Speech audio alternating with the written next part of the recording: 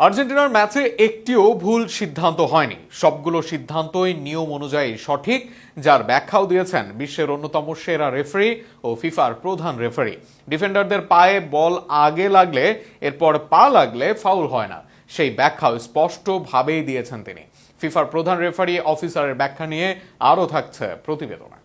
Argentina ও মিশরের মধ্যকার বিশ্বকাপের শেষ 16 ম্যাচে রেফারিং নিয়ে যে তীব্র বিতর্ক তৈরি হয়েছিল, সেটির জবাবে এবার বিস্তারিত ব্যাখ্যা দিয়েছে ফিফার প্রধান রেফারিং কর্মকর্তা পিয়েরলুইজি কলিনা।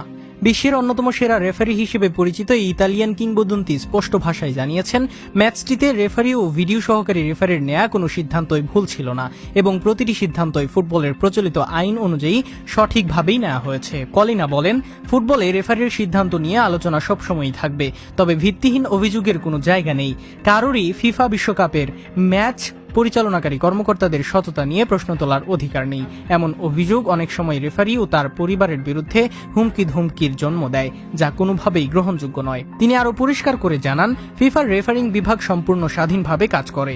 এমনকি ফিফা সভাপতি জিয়ান্নি ইনফান্তিনো রেফারিদের সিদ্ধান্তে কোনো ধরনের প্রভাব বিস্তার করেন না। ম্যাচ কর্মকর্তারা সবসময় সৎভাবে এবং নিজেদের সর্বোচ্চ সামর্থ্য দিয়ে দায়িত্ব পালন করেন। আর্জেন্টিনা মিশর ম্যাচের বিতর্কিত দুটি মুহূর্ত নিয়েও ব্যাখ্যা দেন কলিনা। তার মতে, আর্জেন্টিনার একটি গোলের আগে মিশরের মারওয়ান আতিয়া লিজান্দ্রো মার্টিনেজের পায়ের উপর স্পষ্টভাবে পা দেন। রেফারির মাঠে ঘটনাটি দেখতে না পারলেও ভিএআর সেটি শনাক্ত করে এবং গোলের আগে ফাউল হওয়ার সিদ্ধান্ত পর্যালোচনার সুপারিশ করে।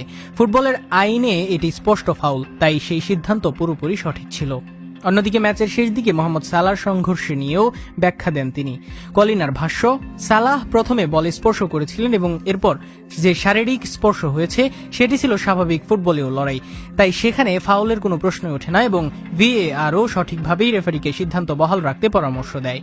সবশেষে কলিনা বলেন, ফুটবলের কিছু সিদ্ধান্ত স্বাভাবিকভাবেই ব্যাখ্যার সুযোগ তৈরি করে, তবুও পুরো বিশ্বকাপ জুড়ে এই নীতিগুলো ধারাবাহিকভাবে সঠিকভাবে প্রয়োগ করা হয়েছে বলেই তার বিশ্বাস করেন। তার দাবি, আর্জেন্টিনা ও মিশরের ম্যাচে রেফারিং নিয়ে যে বিতর্ক তৈরি হয়েছে, বাস্তবে ম্যাচটিতে একটি সিদ্ধান্তও ভুল ছিল না।